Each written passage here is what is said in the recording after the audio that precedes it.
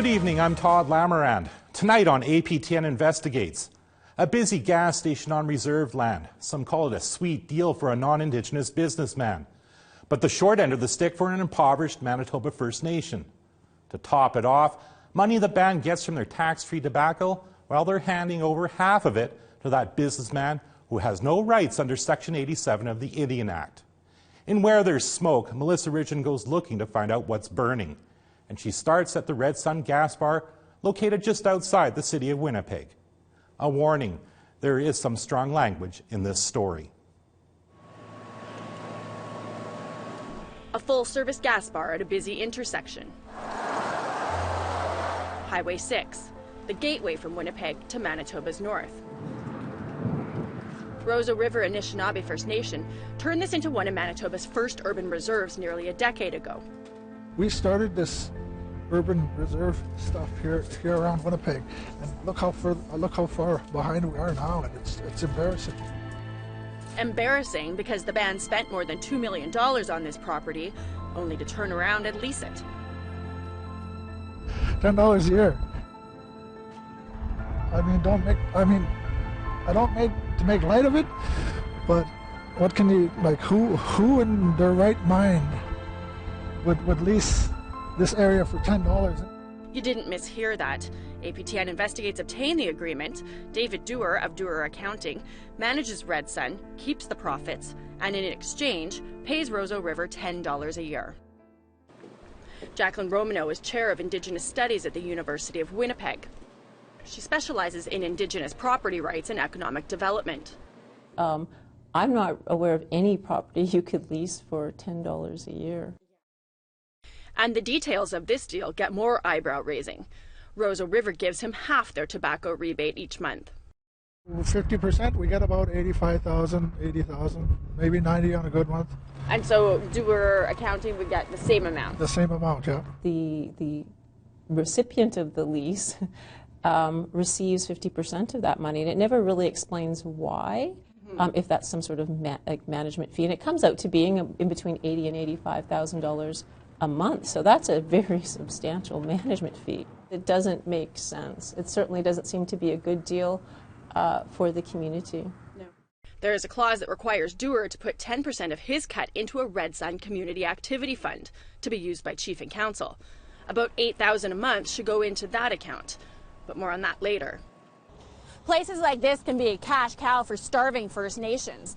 In the 80s, many provinces set up rebate programs to honor Section 87 of the Indian Act, the section that gives status Indians tax exemption on things like tobacco and gasoline sold at places like this. In this case, Red Sun submits the tobacco receipts to the Manitoba government, which tallies up the tax collected and sends the band a nice monthly check. The band has 3 days to give Dewar his half. Well, it's unfortunate. I mean, that's money that usually goes back to the band that they can use to kind of help shore up some of the rather meager funding they receive from the government for important services like health and education. So it's, I think, really unfortunate that it's leaving the reserve and not benefiting the community. It doesn't make any sense that we should be given that same type of tobacco tax sharing formula to somebody that really isn't native, you know what I mean? Hello there. Chief of neighboring Long Plain can explain how beneficial the tobacco rebate is to a First Nation. Well, this past August was the first year we cracked 300,000 for the month, so that's really a very, very tremendous amount of rebates that we're getting. I can tell you that we subsidize all of our government programs: education, housing, youth recreation. We provide a lot of money to health services, roads, infrastructure.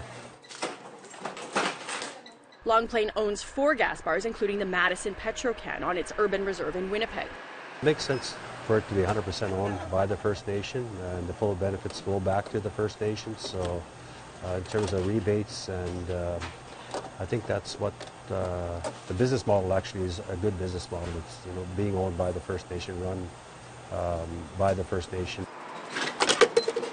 100% band owned. There's the difference. They opted to build and operate their gas bars.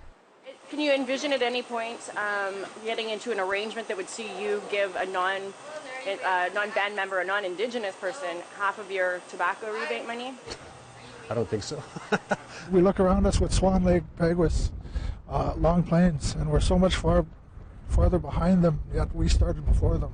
To pay a visit to Roseau River, see the state of our roads, our houses, our arenas shut down, and it's embarrassing. Meanwhile, Long Plain, a new fitness center, infrastructure improvements, a playground, a skate and bike park, and houses, with more being built. Well, housing. I mean, that's the big issue. Councillor Cecil James would rather see Roseau do like Long Plain, run their own gas station and keep all of the tobacco rebate. We could commit 50% of our tobacco rebate and borrow enough to at least put a huge dent in our housing backlog. We're talking about 200 houses. If we can leverage that 50%, maybe get 50 houses, that go a long way to helping out the community. Housing is in a state of crisis here, like many First Nations. Imagine living in a house with no windows. A band member waited years for a home and was given one, trashed by the former residents. The band hasn't replaced the windows, so the new resident lives without daylight.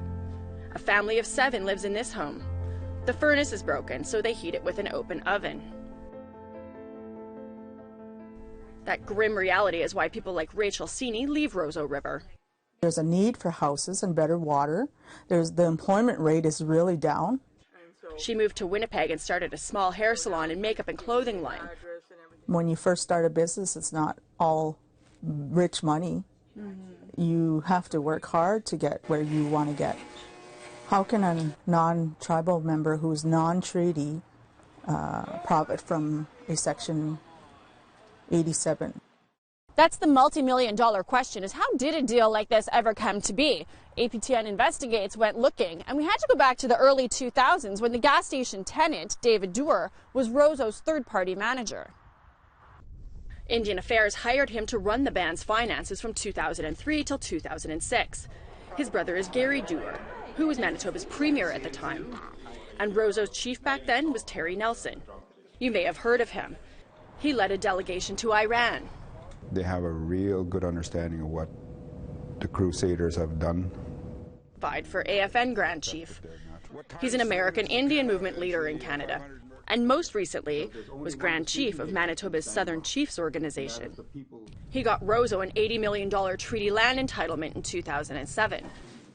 The band formed a company called Highway 6 Limited Partnership, through which about $2.1 million was earmarked to develop this into an urban reserve. And who would build the store and run the gas bar, reaping its profits over the 20-year lease? David Dewar and Nelson's daughter, Kathy.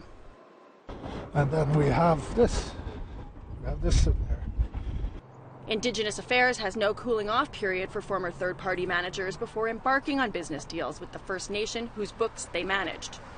So this deal isn't a conflict of interest for Dewar. Some feel that doesn't make it right. And there are those antsy about Dewar's past. He was convicted of illegally selling cigarettes from Ontario to Manitoba and fined $3,000. Then there were his ties to the Dakota Teepee First Nation. That community was at the height of unrest and violent battles like the one captured here. Dewar's company at the time, Soaring Eagle Accounting, was hired by the federal government to manage the band's finances. On the heels of that, he struck a deal with the band to manage their gaming center for 15% of the VLT profits. That created a stink that led right to the Manitoba legislature. Opposition MLAs wanted to know why the Premier's brother was allowed to make money off of VLTs. The deal he made violated Manitoba's gaming rules. It led to an Auditor General's report which cleared Dewar of wrongdoing. Soaring Eagle Accounting had ended the deal and later folded. Dewar moved on to Roseau with his new company, Dewar Accounting, the business that now runs Red Sun thanks to a deal with Terry Nelson. Roseau River would be so much further along if people in leadership did not line their own damn pockets, people in leadership did not put forth family business ventures instead of community business ventures. For what it's worth, it's not much of a family business anymore. Hello, Red Sun. Hi, is Kathy there? Who? That's David Duer's son, who manages the day-to-day operations at Red Sun. Sorry, I was looking for Kathy. I thought she worked there. No, she used to own it. She used to own Red Sun, and I had a management lease off of her. So if Terry Nelson's daughter isn't part of the gas bar now, is it just Duer, the non-tribal member, benefiting from all of this? Well, that would be interesting considering how Nelson feels about non-Indigenous businessmen. You want to get the attention of the white man? Stand between the white man and his money, because his money is coming from our wealth. That just, well, how can that be? I've twisted his saying, and I've said the only way to get Terry Nelson's attention is to stand between his white man and his money. And that's what I'm doing right now. And I'll continue doing it. I mean, it's very hypocritical. We called Duer to respond to community members' concerns.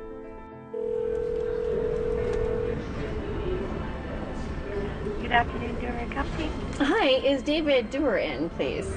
He stepped out of the office. Can I take a message? Yeah, it's just Melissa calling again from APTN, just trying to catch up with him again to talk to him about Red Sun. Oh, okay. Yeah, I can let him know you called back. Okay. When Does he gets in. you still have my number from the other calls? Yes. Okay, perfect. I'd love to talk to him. Thank you. Okay. Okay, bye-bye. Bye. He didn't call back. Neither did Nelson when we reached out to ask him about the deal, but we tracked him down at a Southern Chiefs event and asked him about Red Sun. What's your response to those people who have made that allegation, that this is your business with David Duer? Well, they could make all the accusations they want. Things are heating up in Where There's Smoke.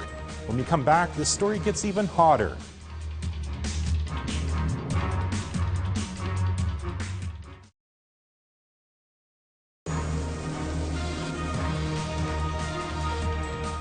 Before the break, we heard about the Roseau River First Nation gas station deal. They're sharing their tax-free status with David Duer, but it pays the community just $10 a year for valuable commercial reserve land. It was set up by ousted Chief Terry Nelson. Melissa Ridgen caught up with him to get answers. Do you think it was a good deal for your community? Well, there's 35 jobs there. The reserve gets a check every month. Yeah. But the argument is that they only get to keep half of that check. Well, you know what? 50% of something is better than 100% of nothing. And no reserve money went into there. That was just straight up investors. And money went into developing that site. You know that there's people that are saying. People can say that. They can say anything they want. Yeah. Show me the numbers. Show me where that is in the audit. It's bullshit. Well, here's a briefing note from Highway 6 Limited Partnership, the company set up to manage development of the urban reserve. $2.1 million was spent to create an urban reserve where the gas bar and gaming center sit. And here's a letter from Nelson referencing that money. It's to the man who replaced him as chief. In 2011, Roseau's Custom Council removed him as chief, in part because of the Red Sun deal. In the letter, Nelson acknowledges the community's investment and implores Chief Ken Henry to play nice with Red Sun, as getting into a lawsuit with the gas bar does not help Chief and Council.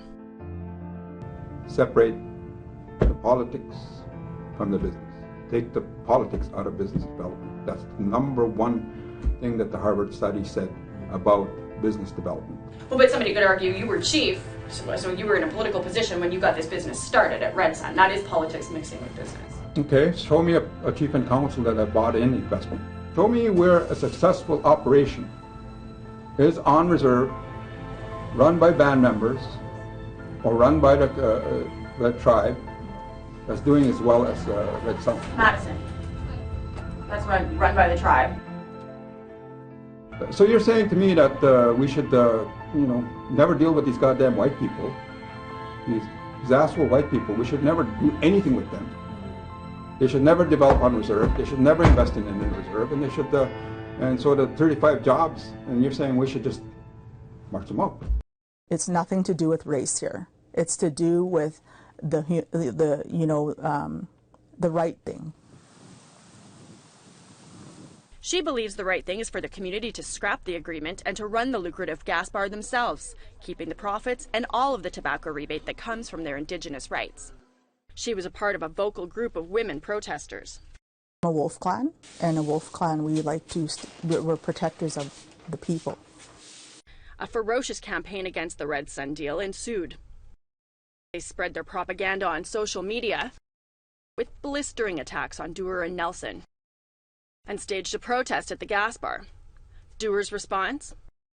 I'm working at a salon, and some bailiff comes in and hands me defamation papers. I just started the hair salon job, and I was so embarrassed. It looked really bad on me. Fueled by sentiments like that, Chief Ken Henry took action. He tried to enforce a redrawn agreement that gave Roseau a bigger share of the tobacco rebate. This spurred Red Sun to stop submitting tobacco receipts to the province. Then, in 2014, Henry staged a coup.